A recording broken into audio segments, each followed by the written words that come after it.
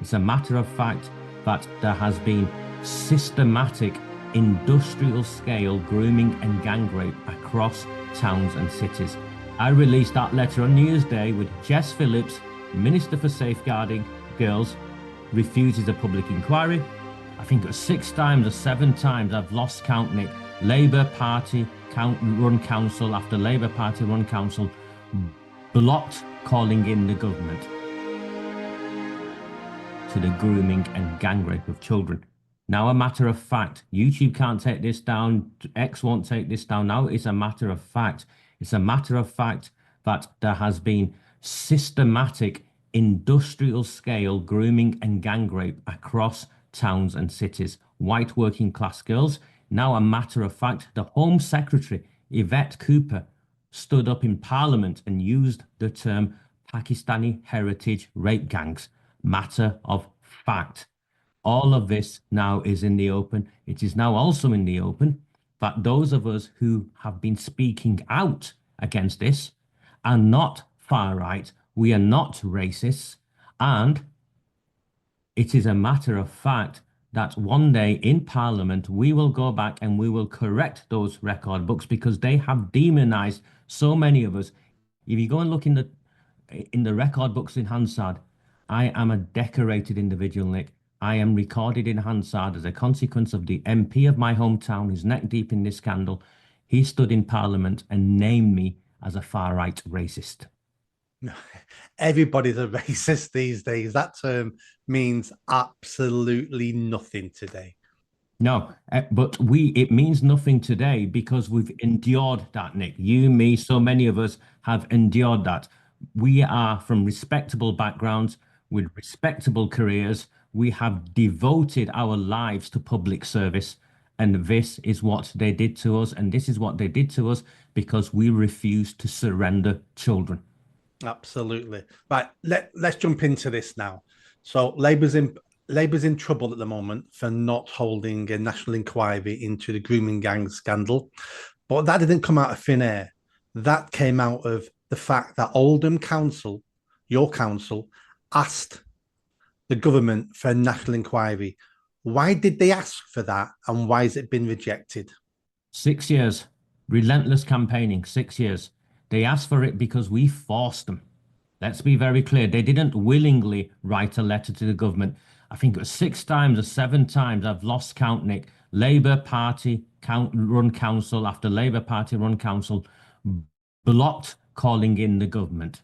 Votes, motions blocked calling in the government. Survivors in the public gallery screaming in anguish as council leader after council leader after council leader blocked it. First person to block it was a man called Sean Fielding, leader of Oldham Council.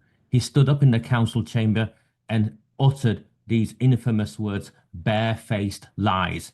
I repeat, barefaced lies.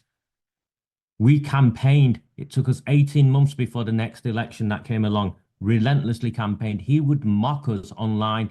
He sent national newspapers after me. They wrote smear after smear against me because they are connected. Fielding was a protege for Jim McMahon, the MP. He was his best friends, or one of best friends with Angela Rayner, now the Deputy Prime Minister. This is a cabal, a cartel, a mafia, a Labour Party mafia, and they came after us. We took Sean Fielding out, regardless of what he did. At the ballot box, we voted him out. Then came Arooj Shah. Arooj Shah immediately started crying and talking about misogyny and how she's a victim of racism. Accused me of misogyny, accused me of being a racist towards her.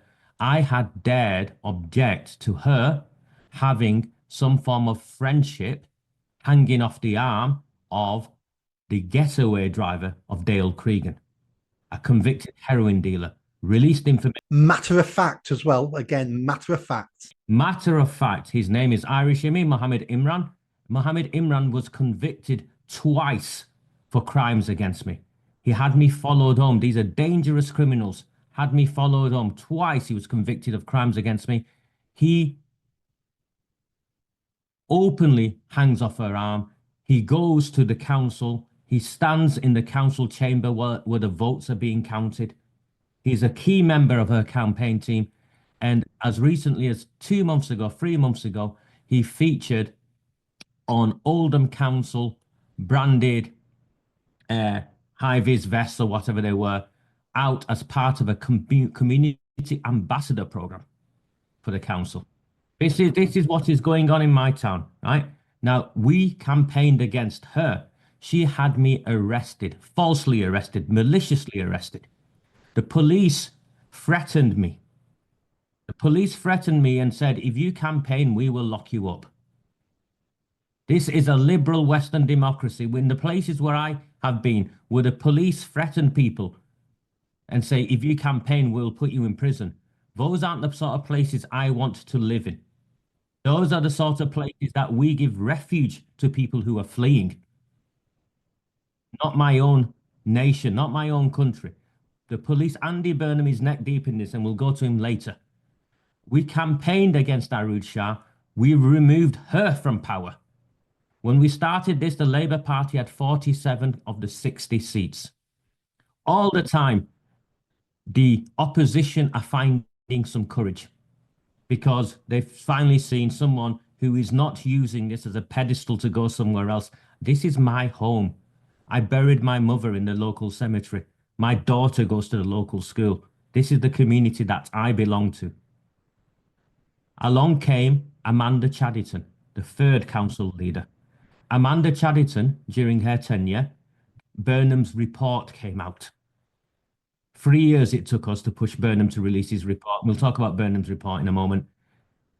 Amanda Chadderton infamously stood up in a council meeting and uttered the words, "You can't say it destroyed their lives." It being grooming and gang rape. You can't say it destroyed their lives. Again, matter of fact, I don't operate in innuendo or half truths or suggestions or conspiracy theories. This is outrageous for Absolutely shocking. yeah, for a mother, she works, I think at the time at Manchester Council, because all of these councils are interconnected. Yeah, because the councils tend to give people jobs who then tend to have political appointments in neighbouring Labour Party local authorities. All of it is, it is, isn't it? It's like a cabal in terms of how it operates. And you have experience of that. Now, we started to campaign to remove Amanda Chadderton. I led that campaign. We mobilised some independents. Just before the election, the police came and arrested me. Dawn raided my house. By now, it's become a familiar occurrence. Dawn raiding a man's house with no criminal record, decorated by the former monarch with 20 years plus of public service at the highest level of government. Dawn raided my house repeatedly, repeatedly, repeatedly. This time they dragged me in and spoke to my solicitor. By now I've got a legal team, Nick, and my solicitor sits down and tells me, Roger, they've sent off some paperwork for a fast tracking charging decision to the CPS. Their aim is to lock you up, put you on remand. I have no criminal record on it. And they've not even interviewed me for anything at this point. The aim is to lock you up, put you on remand, and prevent you from campaigning in the election. Yeah, they wanted you to be a political prisoner, like the dozens we already have in jail. Yes, 100%. And what happened? I am not the sort of man who is easily intimidated. For over 3 years, I've been from courtroom to courtroom, fighting my innocence. I walked out of that police station. I was still in my pajamas, Nick, because when they arrest you, yeah, they just kick you out. I walked to the tram station near the police station, got on the tram to a whole host of people looking at me,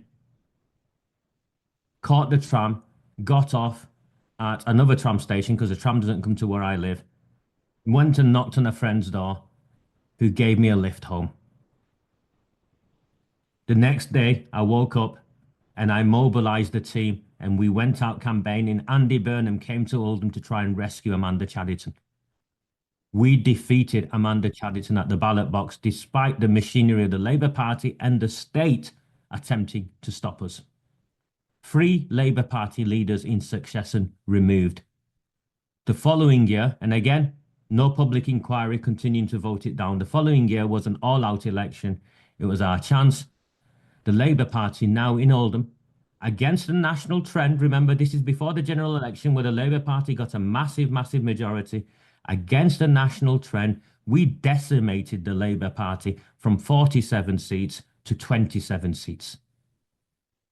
That is how we beat them at the ballot box. I'm not a criminal. I'm not a gangster. The people who follow me believe in democracy, and we have mobilized the town this way. And we forced the council then to have a vote. And that council had to have a voted that way because to stay in power, Arud Shah's now back as leader of the council. She needed to do a deal with 4 independents and to try and placate their communities because they got elected on the promise that they would never work with this administration. I have the paperwork.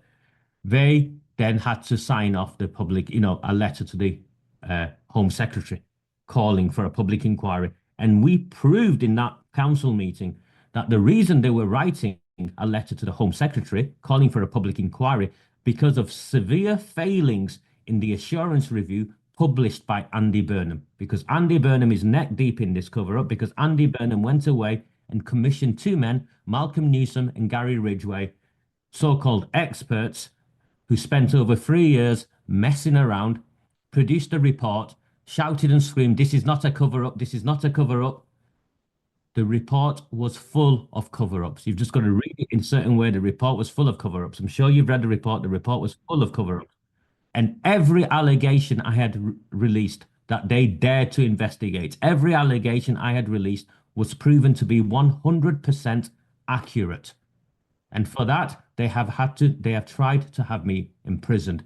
That letter went to the government. To this day, I can't get hold of that letter. I will have to put in a Freedom of Information request, in terms of what did he actually write to the government.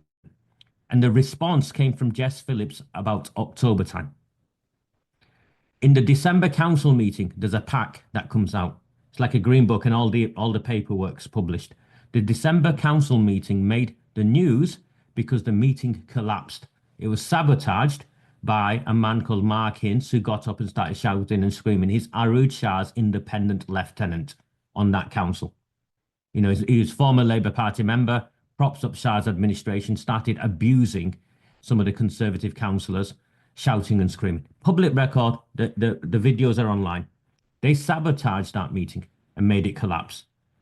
Buried in the paperwork of that meeting was a PDF, the letter back from government, like agenda item 13 PDF. There's nothing as to what it was, what that letter was. I got that letter in November and I'm in December, and I'm sat there looking at it, and I'm thinking, Raja, when do you want to release this letter? I released it on New Year's Day. I released that letter on New Year's Day with Jess Phillips, Minister for Safeguarding Girls, refuses a public inquiry. As has often been the case in this journey of ours, Nick, the national media pick up on it, run it as some sort of exclusive that they've done. Doesn't matter.